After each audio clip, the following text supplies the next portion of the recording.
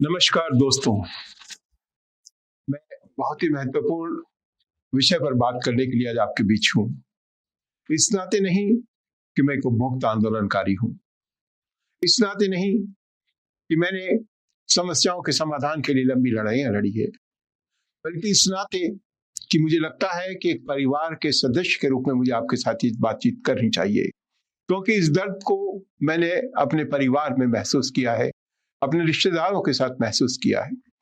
देश बहुत तेजी से तरक्की के रास्ते बढ़ रहा है, विकास के नए सोपान हम हासिल कर रहे हैं, लेकिन इन सब के बीच इनके साथ जीवन शैली से जुड़ी हुई जो गंभीर खतरे आज हमारे बीच आ गए हैं, उनमें है कैंसर की बढ़ती हुई बीमारी।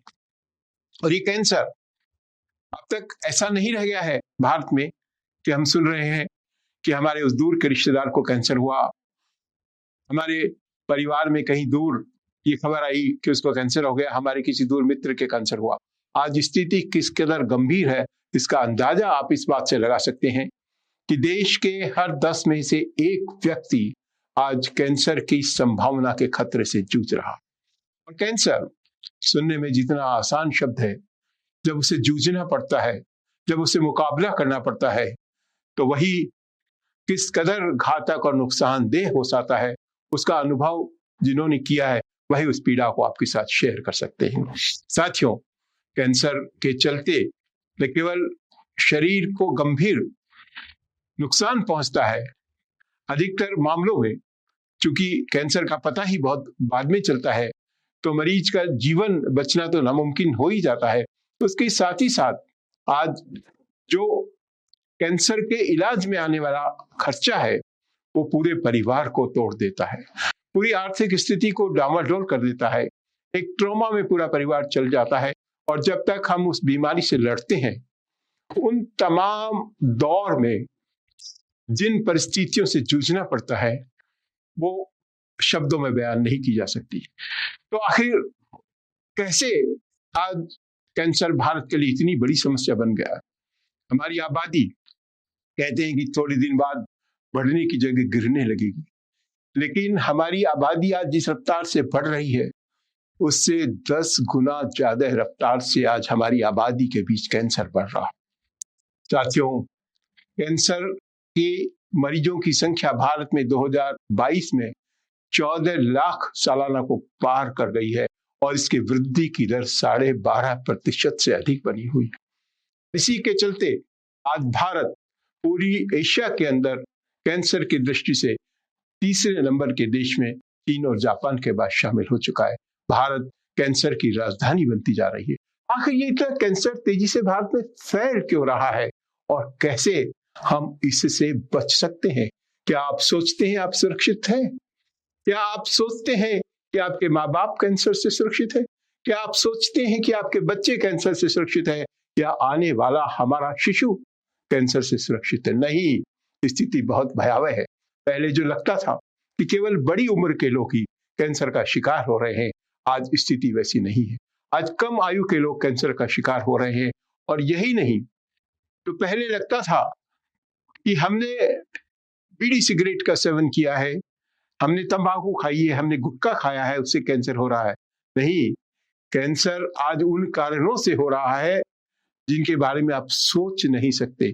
क्या आप कल्पना कर सकते हैं कि माँ का दूध, जो किसी भी बच्चे के लिए स्वास्थ्य की दृष्टि से सबसे महत्वपूर्ण है, सबसे जरूरी है, उसका जीवनदायक अमृत है, वो भी कैंसर का कारण बन सकता है। आज सर्वेक्षण बता रहे हैं कि जिन क्षेत्रों में कैंसर तेजी से फैल रहा है, वहां माँ के दूध में भी कैंसर फैलाने वाले तत्व मिले हैं, क्योंकि उसकी माँ को उन सामानों का उपयोग करना पड़ रहा है जो उसके अंदर कैंसर की बीमारी को पैदा करता है। साथियों, आज मैं आपसे यही बात करना चाहता हूं कि केवल बीड़ी तंबाकू की बात नहीं है। क्या वो दूसरे कारण है जो जीवन शैली के बदलाव के चलते हमारे बीच आ गए हैं? क्यों ये कैंसर तेजी से बढ़ रहा है और किस किस उम्र के लोगों को ये प्रभावित कर रहा है? और इन सब के साथ ही मैं आपसे ये भी बात करना चाहता हूं कि कैसे हम एक सिस्टम के जरिए, शासन प्रशासन के जरिए या खुद इस बीमारी से बेहतर ढंग से लड़ सकते हैं। मैं ये भी आपसे बात करना चाहता हूं कि अगर कोई हमारे घर परिवार या रिश्तेदारी में कैंसर से शिकार हो जाता है तो अस्पतालों में मिलने वाले इलाज की स्थिति क्या है, और कैसे हम शोषण से, इस पूरी परिस्थिति से एक सही ढंग से लड़ने के लिए अपने आप को तैयार कर सकते हैं। साथियों, आप में से ऐसे कितने लोग हैं जो गर्म चाय जब रेस्टोरेंट से लेकर आते हैं, जब फूड वेंडर से स्ट्रीट की चाय की ठेले से लेकर आते हैं, तो वो थैली के अंदर पैक करके देता है।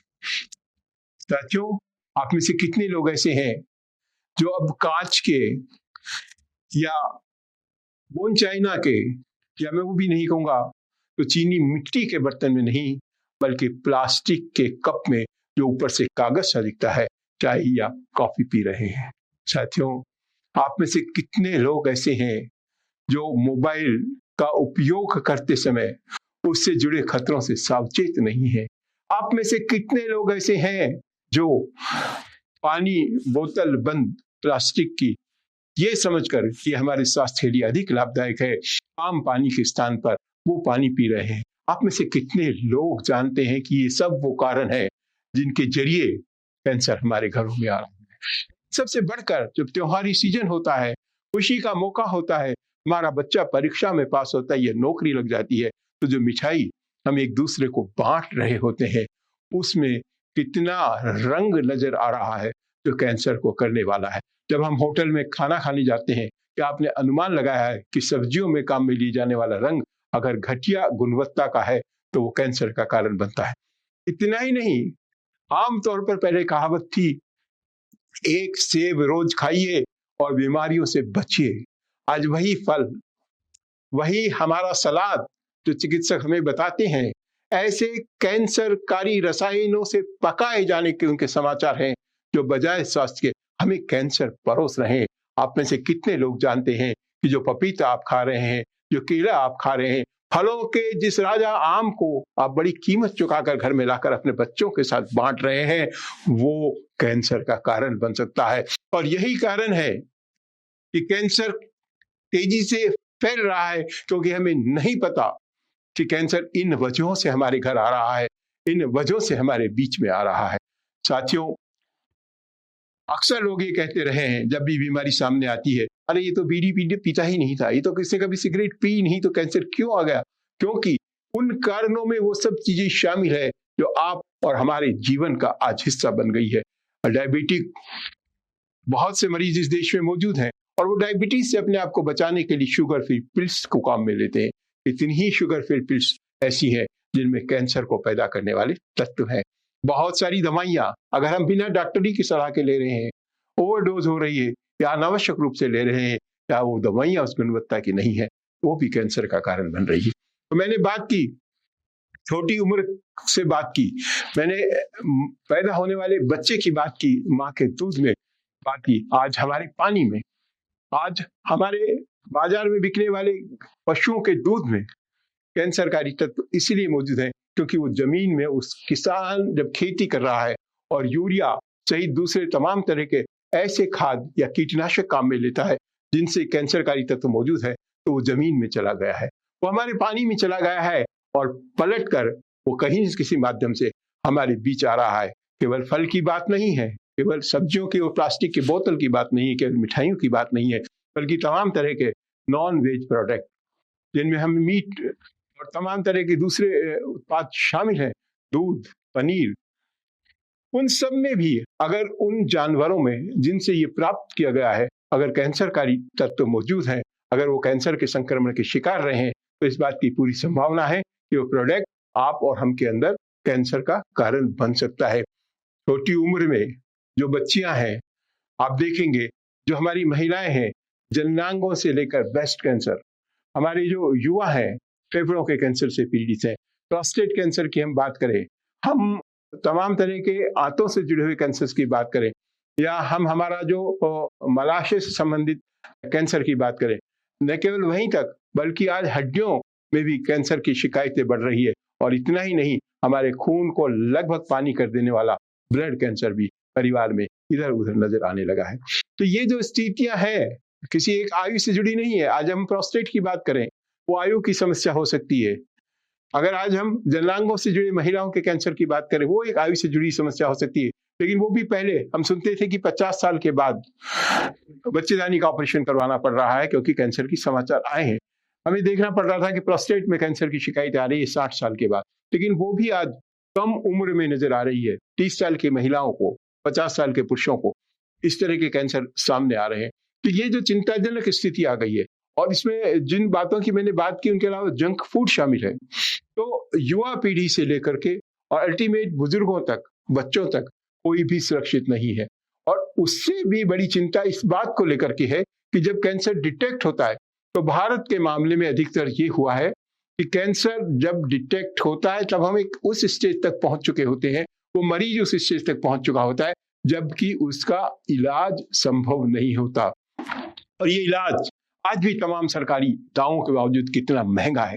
दो उसके कारण है, उनकी थेरेपीज महंगी है, और दूसरा आज भी हमारे पास ऐसी शिकायतें आती हैं कि जो थोक में दवाई की कीमत है वो कम है, लेकिन रिटेल में जब उपभोक्ता उस दवाई को खरीदता है तो उसे अधिक कीमत पर मिलती है।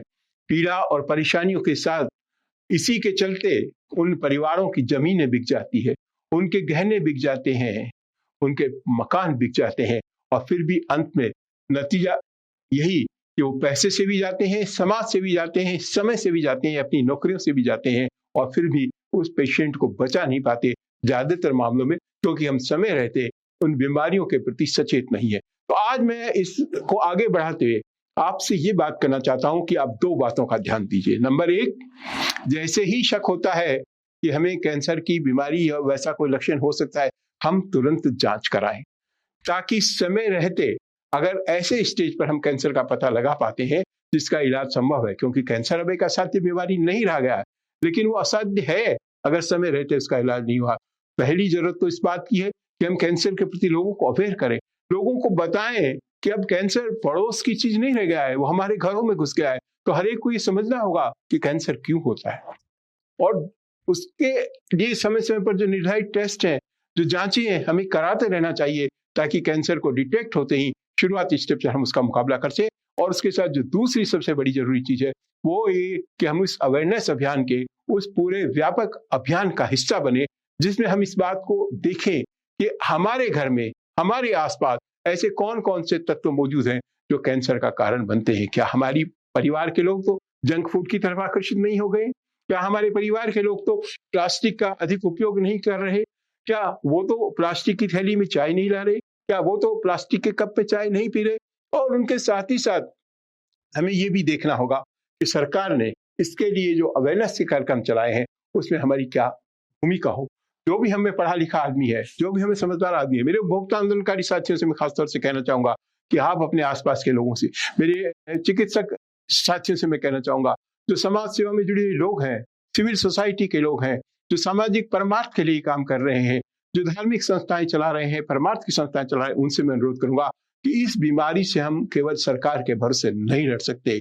इस बीमारी से हम तभी लड़ सकते हैं जब हम सब मिलकर कैंसर के खिलाफ इस अभियान का हिस्सा बने, और ये सुनिश्चित करें कि हमारे घर में, जब मैंने बात की कि मिठाई के अंदर कैंसर वाला रंग आ रहा है, तो दुकानदार ने कहा कि मैं क्या करूं, उपभोक्ता समझने को तैयार नहीं है, उसको तो रंगीन मिठाई चाहिए। अरे आपको ये समझना पड़ेगा कि पहले जो रंगीन मिठाइयां बनाई जाती थी वो नेचुरल प्रोडक्ट से बनाई जाती थी। केसर से बर्फी को पीला करके रंग दिया जाता था। आज केसर इतनी महंगी है कि अगर वो थोड़ी सी केसर उसमें डाल भी दें तो उससे रंग बदलने वाला नहीं है, और आपकी उस आदत को बनाए रखने के लिए उन्हें रंग का प्रयोग करना पड़ता है। नहीं, आपको लगता नहीं कि केसर की बर्फी। तो हमें इन आदतों को परिस्थितियों के साथ बदलना होगा, अपने आप को तैयार करना पड़ा होगा, और इस खतरे से अपने परिवार को, इस अपने समाज को बचाना होगा। और जब ये खतरा आ जाता है तो कैसे उससे मुकाबला करना है, इसके लिए भी खुद को तैयार करना होगा। मैं उम्मीद करता हूं कि अगर आपने थोड़ा भी प्रयास किया और हम सब मिलकर एक भी कैंसर के मरीज को कैंसर होने से बचा पाए या उसे सही इलाज तक पहुंचा पाए, तो हमारा ये अभियान सफल हो पाएगा। आपने मेरी बातों को गंभीरता से सुना, और मैं जानता हूं कि आपने उनको हमेशा महत्व दिया है, उसके अनुरूप काम किया है। इसी अनुरूप हम सब मिलकर इस लड़ाई में जंग के अपने सिपाही बन सकेंगे, ऐसा मुझे पूरा विश्वास है। धन्यवाद। जय हिंद।